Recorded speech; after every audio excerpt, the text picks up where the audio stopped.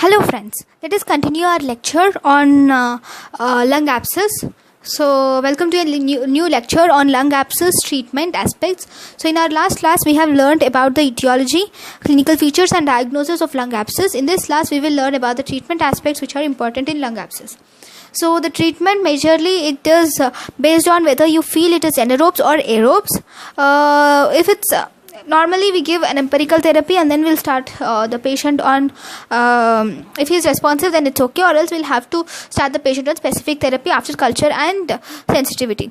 So if you feel it's anaerobic bacteria, so first line of therapy for lung abscess is clindamycin. If you want dosages, all the dosages which I am taking are from Harrison 18th edition. So I don't know the newest edition which is there. So please refer to the new edition of Harrison for better doses. But I will just tell the doses which I have. So clindamycin, it's used for anaerobic bacteria, and it is used in the dosage of 600 milligrams. 600 milligrams 4 times per day. IV first, which is followed by half the dose, that is 300 milligrams 4 times per day orally. Okay, first 600 milligrams 4 times per day IV, and then it is followed by 300 milligrams 4 times per day orally. This transition is changed when the person is afebrile and he is able to take the tablet orally.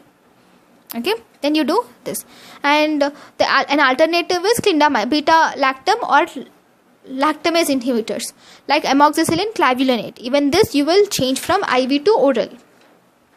And then metronidazole, it is active against both metronidazole, it is active for all anaerobes. Okay, so these are the treatments which we give first, and once the treatment once the fever has been subsided, then we will just decrease the dose and then we will stop the dose.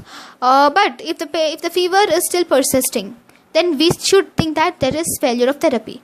Why is there a failure of therapy? It can be complicated lung abscess.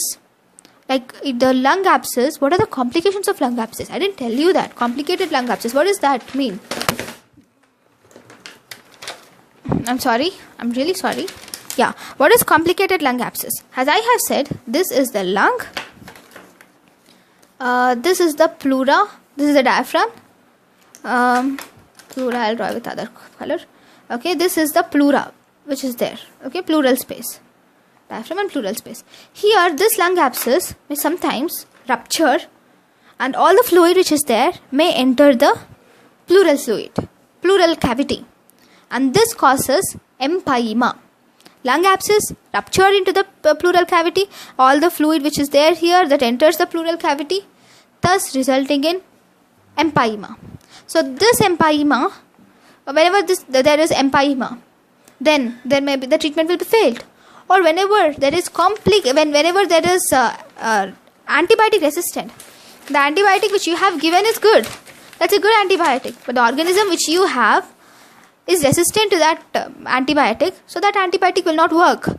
So in those two situations you will have failed therapy. So if you have failed therapy, you'll have to do culture and sensitivity, and you'll have to treat it accordingly. And if there is some empyema, then you'll have to drainage the empyema and treat according to the guidelines of empyema. We'll deal it in empyema class later. So Staph aureus, if you feel, or if you through staining and culture, if you have found out that the lung abscess is due to Staphylococcus aureus, then it's better to give vancomycin, because methicillin resistant Staphylococcus aureus is more prevalent, and if this vancomycin is also resistant, if this Staphylococcus is also resistant to vancomycin, that is vancomycin resistant Staphylococcus aureus strains, in such case you will have to go to another alternative, which is linezolide. And if it is in a gram-negative organism, then you will have to treat according to the culture reports and sensitivity reports. But carbapenem and beta-lactams can be combined with aminoglycosides and given to the patient. If all these measures have been failed, even you have tried medical therapy, it has failed.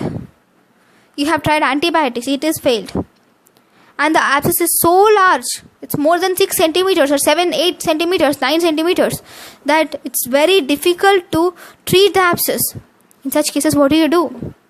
In such cases, we go for surgery. In what cases? One, whenever even after using all these antibiotics, the treatment has not been achieved. The condition has not been resolved. Or number 2, the bronchus is obstructed and you'll have to treat it as soon as possible, or else the patient has dyspnea, discomfort. Or if there is extremely large abscess and you're not able to do it, you'll have to drainage it. In such situations, you will have to do a procedure which is called as lobectomy. What does it mean? So if this is the lung and here there is an abscess, then it's simple. It's in the lower lobe. So you'll just remove the lower lobe. And once you remove the lower lobe and then suture it. So this procedure is called as lobectomy. Okay. This is done. This is one. And there is one more. If there is a lung abscess and you're not able to drainage it because it's important, if that part is important, or in such cases, you can do percutaneous drainage. How do? You'll just, if this is the lung, okay, if this is the abscess and this is your chest wall, okay, so cutaneously you will insert a catheter under CT guidance and you will suction it in such a way that all the fluid is, all the pus is drained out. So these are the 2 methods, surgical interventions, which are available for lung abscess. So this ends the topic of lung abscess. If you want something more about lung abscess, please comment it in the comment section. If you feel something is inadequate in this lecture, and if you feel the lecture is so fast in such situations, please comment it in the comment section. Thank you for watching my lecture. Thank you.